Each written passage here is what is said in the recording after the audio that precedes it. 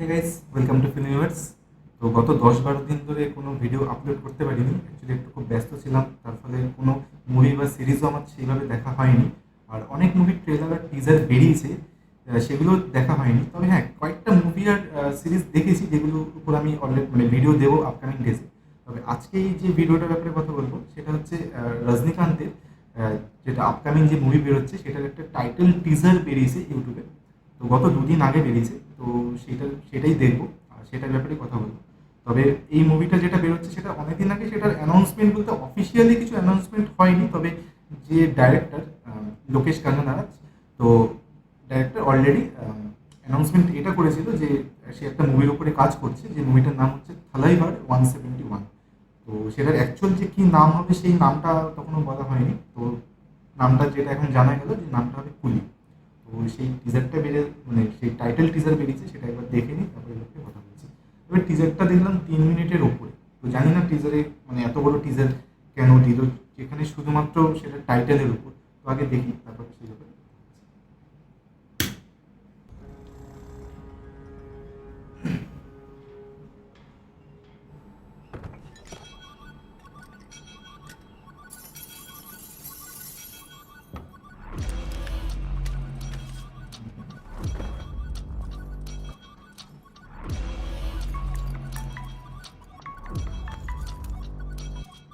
बोल।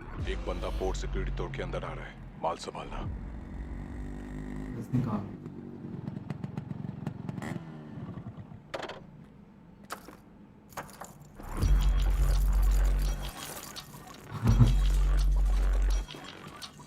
बोल।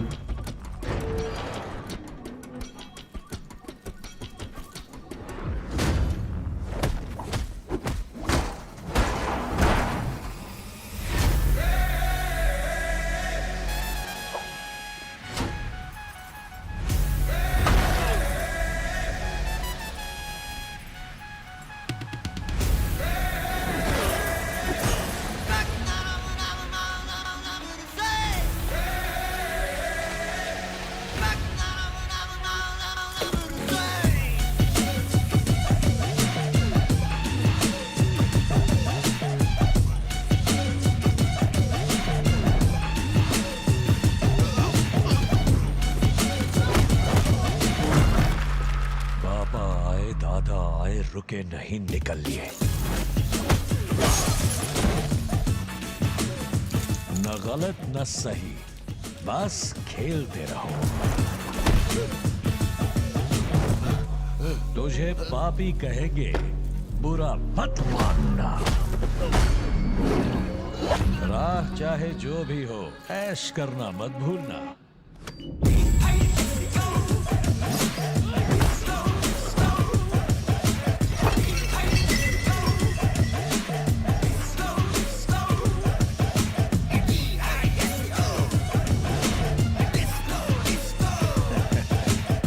खाना है, खुशी है, दारू है, हसीना है, जिगर में दम है तो स्वर्ग में जगह है। फुट ले।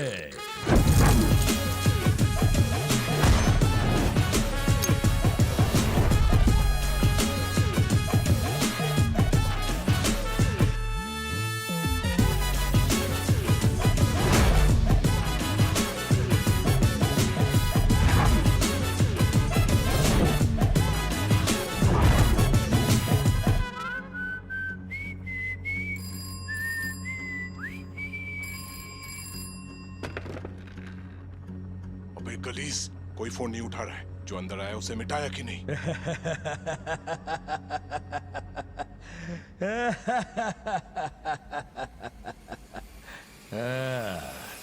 मिटा देता हूं।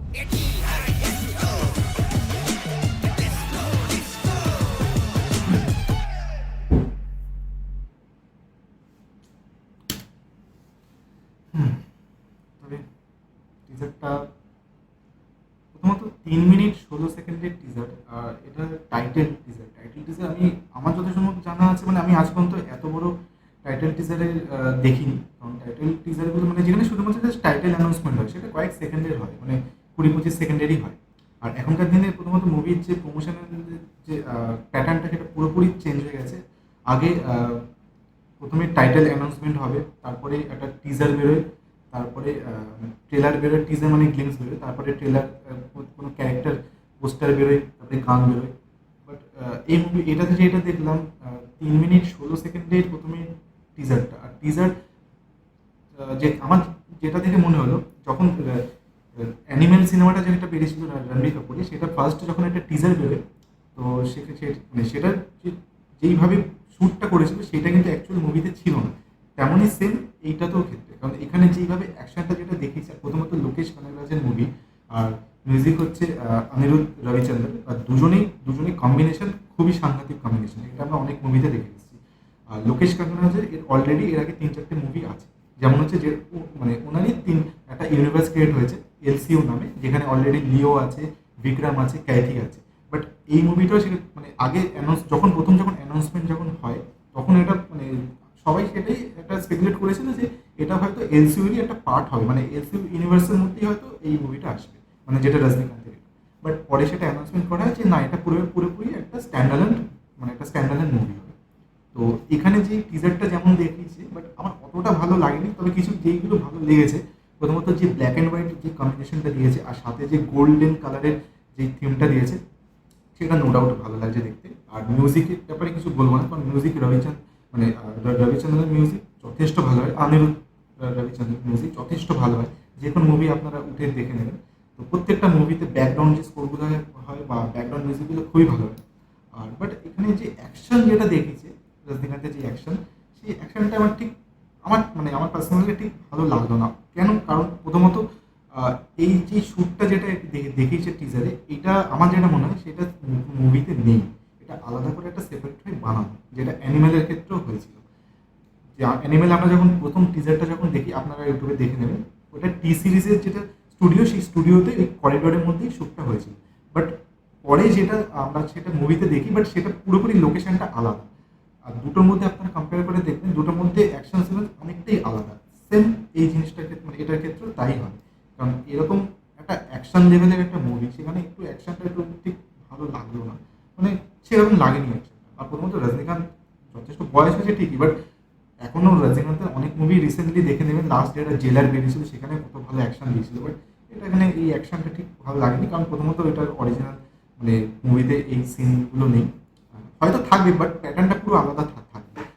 আশা করবো যে পুরো যে অ্যাকশন সিকোয়েন্সটা সেটা আমরা মুভিতে গিয়ে, হলে গিয়ে সেটা আমরা বেটার দেখতে পাবো, বা ট্রেলার যখন বেরোবে তখন আমরা হয়তো বেটার দেখতে পাবো।